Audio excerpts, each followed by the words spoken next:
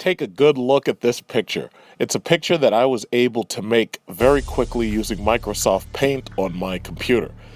Dr. Ben Carson has entered the presidential race, and obviously he's a conservative Republican. Now, the reason why he could win this is because there's a large number of people who do not like Hillary Clinton and are not happy with the Clintons. And on top of that, there really is nobody in the Republican Party who can actually win a national election. On top of that, there's really nobody in the Democratic Party that can actually get Democrats out to vote in order to win the national election.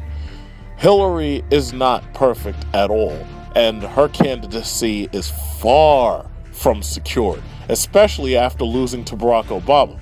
Once she lost to Barack Obama, her entire run for the presidency was pretty much over.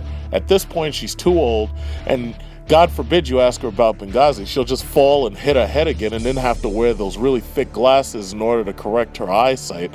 Or, God forbid you ask her to see anything on her private servers at home, because suddenly she'll have degaussing magnets out and she'll be running around wiping them clean. The thing about it is, Ben Carson also needs a good running mate. And the problem with picking a running mate is you have to pick someone who shines brightly but doesn't outshine you. I can't think of anybody he could pick better than Mia Love.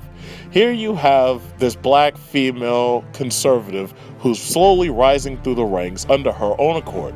And she would be a perfect woman to have on the ticket. Despite the fact she'd be a vice president, she'd still be a perfect woman to have on a ticket. Because you have to understand the problem with America. The American voter is not very intelligent and is not highly educated.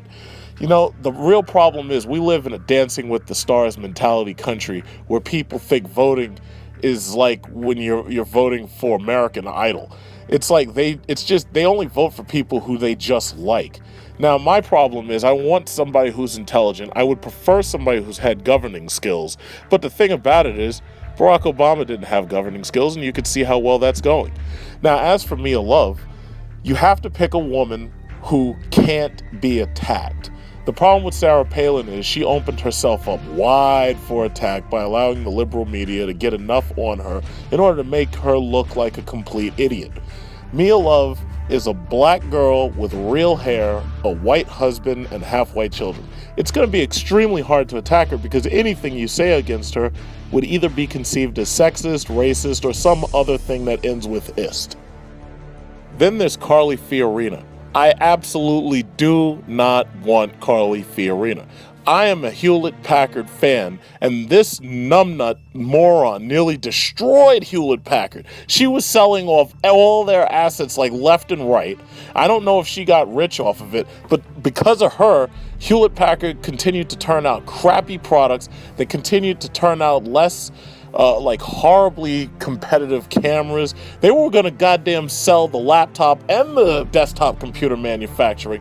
I absolutely do not want Carly Fiorina, and I want to see her presidential bid destroyed swiftly and absolutely. I do not want her. And then there's Huckabee. Sorry, bro. This isn't The Apprentice. If you lose one time, you don't get to come back. I think it's best that you just disappear and save your money while you've got it. And then there's our buddy, Senator Marco Stay Thirsty, my friends, Rubio. Do I even have to say anything? America continues to be indispensable to the goal of global liberty, property, and safeguarding human rights. The world is a better place when America is the strongest nation on earth. But we can't remain powerful if we don't have an economy that can afford it. In the short time that I've been here in Washington, nothing has frustrated me more than false choices like the one the president laid out tonight.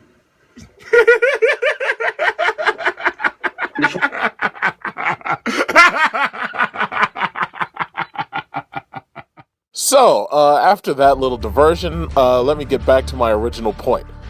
If you want to see conservatism, if you want to see another party representing Black Americans beyond the Democratic Party, which really hasn't done anything to improve the situation in America, especially in terms of racial issues, Republican Party, you've got only one choice but to listen to Big Truck Series Review. Because I guarantee you, if he has anybody else as a running mate, you're going to watch all of these losers crash and burn, especially Marco Rubio, because as I've just shown you, the poor guy's a laughingstock. And just because you think you're going to be able to snatch a couple of votes with the Hispanic community, trust me, it ain't going to happen. You need a woman on the ticket, and you need somebody who you can use to split the vote, because a lot of these morons are only going to vote for this person based on skin color anyway. But the thing about it is, what we need a return to conservative American values. And you ain't going to get conservative American values if you try to run one of these other morons, especially Fiorina, because you got to watch out for her. She'll sell all your assets. So, bottom line is this. Either you listen to me, or you're going to watch a Democrat, most likely Hillary Clinton, walk into the White House in 2016. Those are your choices, because you really got no one else.